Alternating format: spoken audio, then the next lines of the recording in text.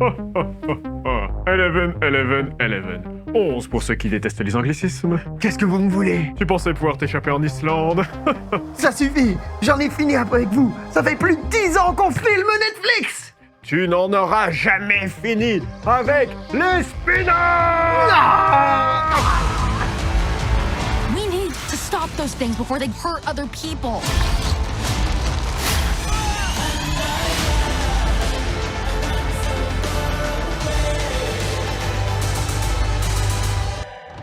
Bonjour et bienvenue dans ce nouvel épisode spécial de Et si Scientifiquement. Et scientifiquement.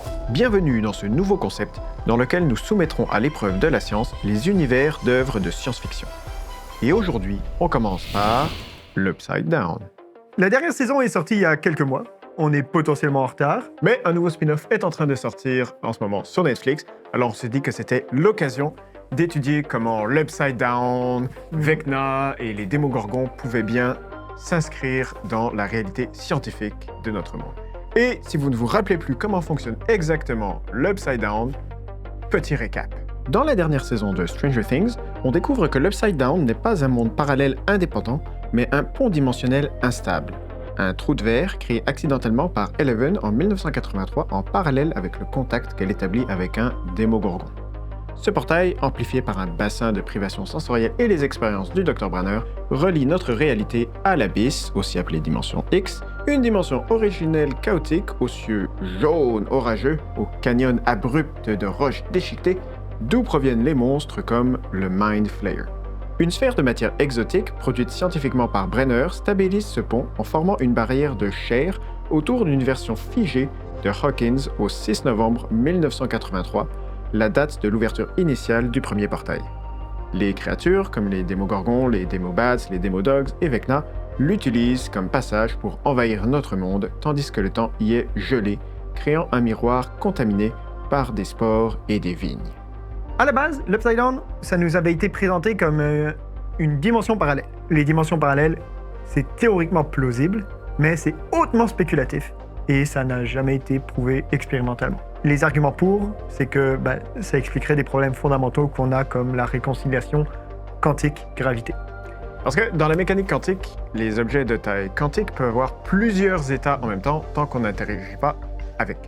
Par contre, on n'en a absolument aucune preuve, rien qui n'a été détecté qui puisse prouver leur existence, et il existe des théories rivales qui réconcilient la gravité quantique. Mais de toute façon, dans la saison 5, c'est révélé que l'abysse, donc la dimension originelle du Mind Flayer, est plutôt comme un autre univers, parce qu'on a cette image qui les lie ensemble dans un espace physique. Au début, on parlait de dimensions parallèles, et maintenant on parle de multivers. Donc la question c'est quoi la différence exactement entre les deux? Le multivers, ça désigne un ensemble d'univers distincts coexistants, issus de théories cosmologiques ou quantiques. Tandis que les dimensions parallèles, c'est plus des dimensions spatiales supplémentaires, compactifiées à petite échelle. Dans la fiction, dans la science-fiction, on voit souvent des univers ou des dimensions parallèles dans lesquelles seulement quelques petites choses changent, dans lesquelles les personnes sont les mêmes mais pas tout à fait. Scientifiquement, l'idée du multivers est possible, mais la façon dont cela se concrétiserait dans la réalité est loin de ce qu'on voit dans la fiction. L'idée du multivers, ça part de plusieurs principes. D'abord, il y a ce qu'on appelle les constantes physiques, comme la constante de gravité, la vitesse de la lumière et autres paramètres inchangeables de l'univers. Ces constantes sont tellement précises qu'en changeant un tout petit peu une d'elles, la vie n'est plus possible dans l'univers. Comme ça paraît être un hasard énorme, statistiquement, il devrait exister une infinité d'autres univers où les constantes sont merdiques et où la vie ne s'est pas développée. Ensuite, statistiquement, si on considère que l'univers ou l'espace est infini, il devrait bien se retrouver quelque part une copie exacte de notre portion d'univers, voire de notre univers au complet. Et troisièmement, certaines théories de pointe, comme l'inflation cosmique, conduisent naturellement à supposer l'existence de multiples régions ou de bulles d'espace-temps aux propriétés différentes. L'inflation cosmique, c'est un phénomène observé suite au Big Bang, au cours duquel l'univers a connu une expansion ultra rapide. Mais désolé si je vous ai donné mal à la tête, on parlera de tout ça plus lentement, plus en détail, dans une autre vidéo. Pour l'instant, l'important, c'est que avoir deux univers qui se retrouvent face à face, reliés par un trou de verre, ce serait scientifiquement possible. Mais par contre, il y a plusieurs arguments contre le fait que les multivers existeraient. Toutes les versions sérieuses du multivers placent les autres univers au-delà de notre horizon cosmologique, c'est-à-dire au-delà de ce qu'on peut observer dans notre univers. Ou c'est dans des branches quantiques parallèles inaccessibles. Dans les deux cas, hors de portée d'une observation directe. Et donc, on ne peut pas vérifier leur existence. On va leur donner le bénéfice du doute, c'est possible qu'il y ait une planète qui existe comme ça, habitable. Mais par contre, moi, ce qui me chicote, c'est que le trou de verre qui lie les deux, là, ça devient un peu spécial. La théorie du trou de verre, ou wormhole en anglais, souvent appelée le pont d'Einstein-Rosen, est une solution mathématique à des équations de la relativité générale d'Einstein. Ça décrit un tunnel hypothétique qui relie deux points éloignés dans l'espace-temps, potentiellement dans le même univers, entre univers différents, ou même à des époques distinctes. Un peu comme un raccourci qui courbe l'espace-temps pour éviter des distances cosmiques. Ça visualise l'espace-temps comme une feuille pliable qui relie deux régions bien distinctes d'un multivers ou du même univers. Ces deux régions lointaines se touchent via un goulot, et les trous de verre sont théoriquement valides mais hautement spéculatifs et évidemment, comme les autres choses du multivers, non observables. Donc pour, c'est compatible avec la relativité générale. Contre, la façon dont c'est présenté dans la série ressemble pas du tout à la réalité. Tout d'abord, les trous de verre seraient instables et ils s'effondreraient sans la fameuse matière exotique qu'on voit dans la saison 5. La matière exotique, c'est une matière théoriquement où il y aurait de l'énergie négative ou une gravité négative, c'est comme un peu de l'antimatière. Dans la saison 5, ils ont pris des facilités vraiment scénaristiques avec ça. Parce que c'est une boule placée à peu près quelque part dans le trou de verre qui n'a, on le voit, aucun impact avec la gravité autour, alors que techniquement, ça devrait avoir un certain impact. Oui, et surtout, on parle ici de matière qui aurait été créée en grande quantité dans les années 80, alors que même avec la technologie de nos jours, on n'est pas capable d'en prouver tout à fait l'existence et très loin d'en créer. Mais passons, on sait bien que dans toutes les œuvres de science-fiction, les scientifiques des années 80 ont un talent incroyable. Oui. Donc, imaginons que cette matière avait bien été créée par le Dr. Banner. Mais là, ça nous pose des problèmes. Parce que la création de l'Upside Down, ça a été une ouverture psychique, et après, ils ont amené une stabilité artificielle. Donc la question, c'est combien de temps est-ce que l'ouverture de Eleven a permis au trou de verre de rester fixe? Combien de temps ils ont mis pour y aller? Quand ils ont dû développer une matière pour le maintenir? Il y a beaucoup de plot holes. Mais tous les problèmes avec le fait que ce soit Eleven qui ait créé ce trou de verre et une version un peu fantôme de Hawkins, on va en parler dans quelques instants parce qu'il y en a beaucoup. La dernière chose à dire sur la matière sombre, la matière exotique, c'est que si elle est là, c'est justement pour provoquer une gravité inverse qui va repousser et garder ouvert le trou de verre. Comme tu l'as dit, dans la saison 5, on ne voit pas d'effet gravitationnel autour. Pour garder le trou de verre ouvert, cette matière devrait se situer déjà au centre, ce qui n'est pas le cas, elle est plus proche d'un des deux univers, et donc avoir une gravité qui repousse tous les personnages et toute matière, en fait, dans tous les sens. Imaginez si la gravité de la Terre était à l'inverse, au lieu d'être une boule, on serait repoussé. Parce qu'un autre problème avec la façon dont la gravité est présentée dans la saison 5, c'est que le trou de verre a la gravité de chaque côté du trou de verre et une gravité qui est repoussée au centre. Or, on voit Holly tomber de l'abysse jusqu'à la Terre comme si la gravité était unilatérale dans un sens, alors que la gravité devrait s'inverser au centre du trou de verre. Pour eux, c'est un portail facile.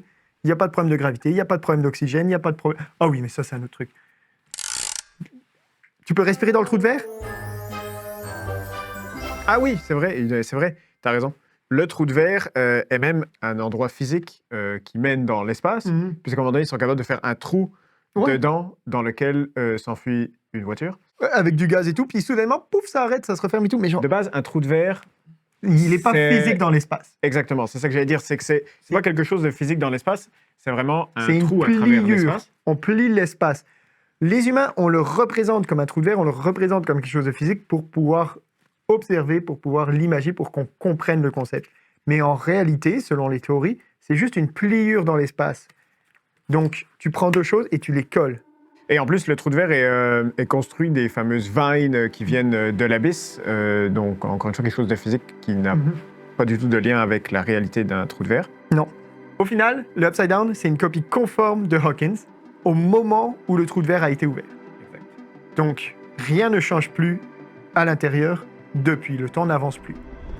Il y a plusieurs théories qui expliqueraient pourquoi le trou de verre possède, entre guillemets, une image du passé. Tout d'abord, il y a une théorie du trou de verre avec un horizon capturant l'information.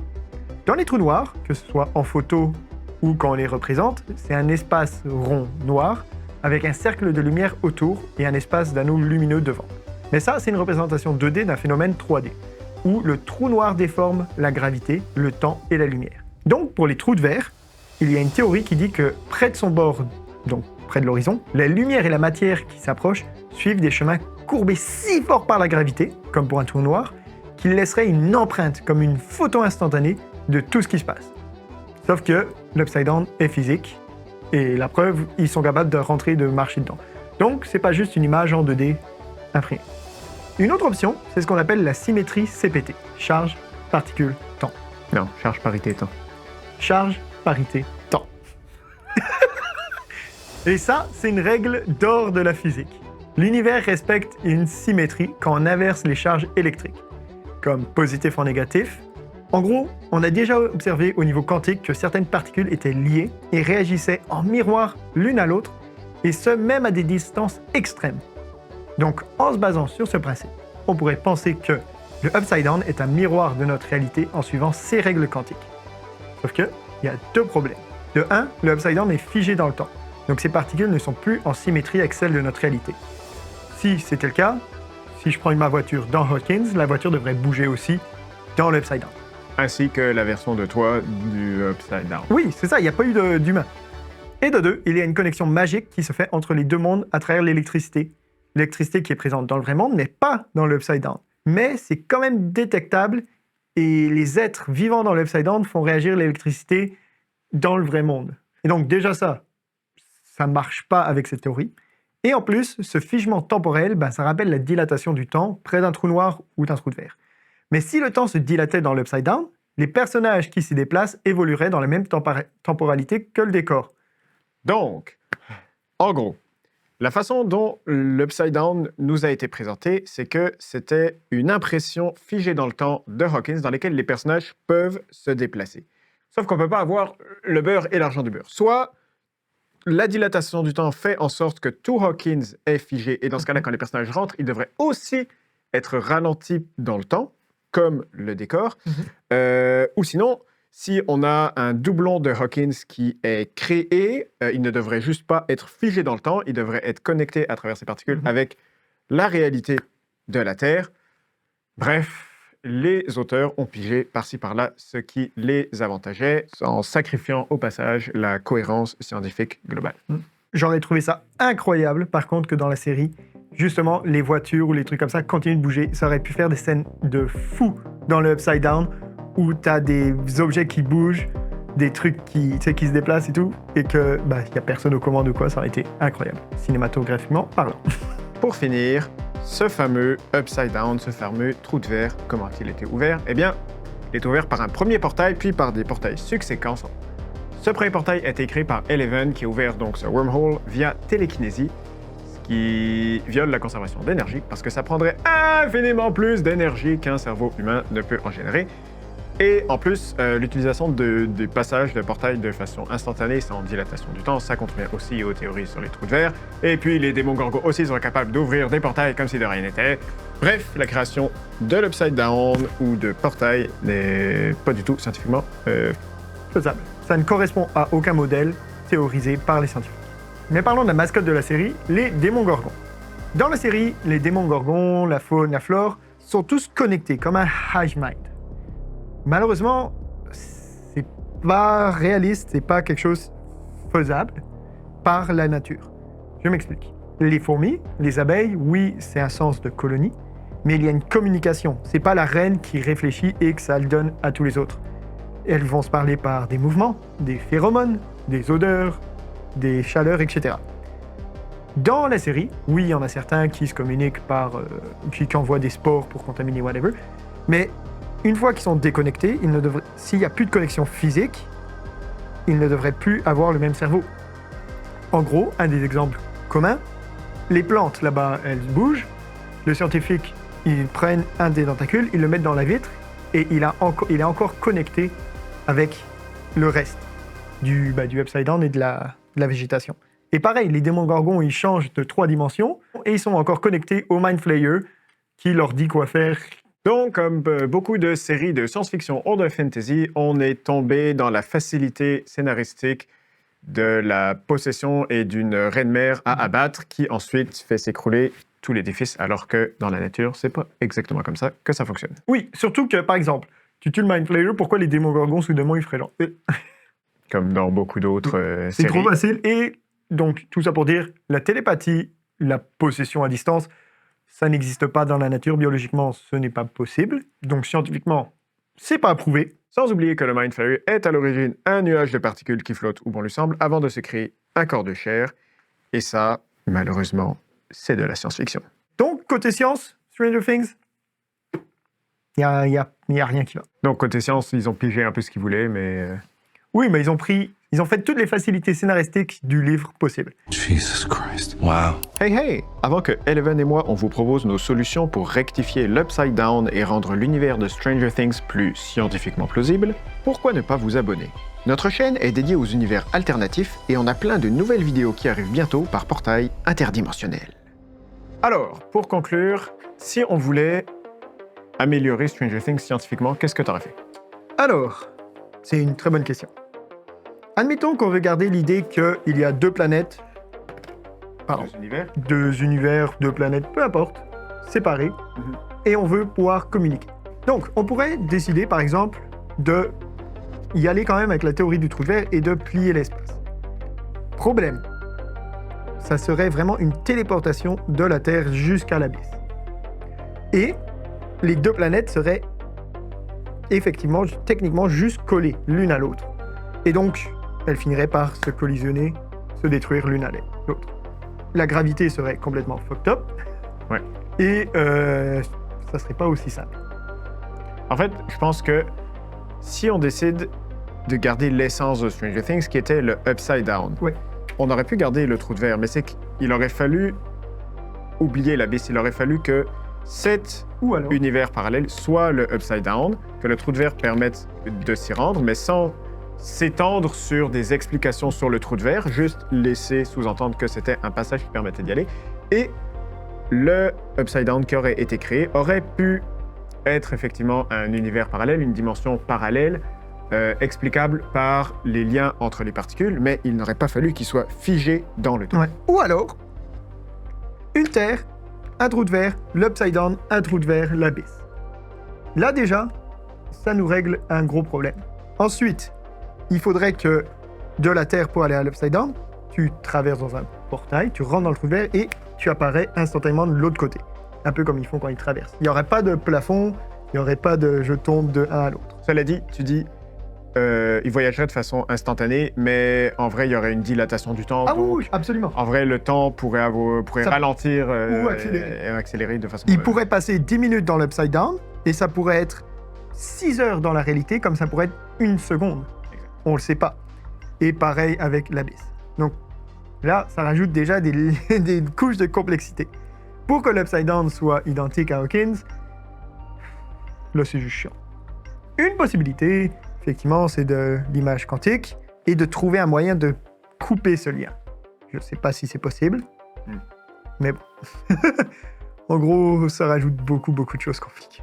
Et On a déjà fait assez d'efforts Oui. pour essayer de régler les problèmes de Stranger Things. Alors, on va vous demander, vous, en commentaire, comment amélioreriez-vous les univers, le Upside Down et les dimensions parallèles de Stranger Things? Qu'est-ce que vous en pensez? Quel autre univers de science-fiction auriez-vous envie que nous passions sous la loupe oui, de la science? dites-nous-le en commentaire. Et comme ça, on pourra aller détruire scientifiquement vos séries, films et jeux et autres préférés. Aide-moi! C'est quoi c'est? Jim, c'est toi!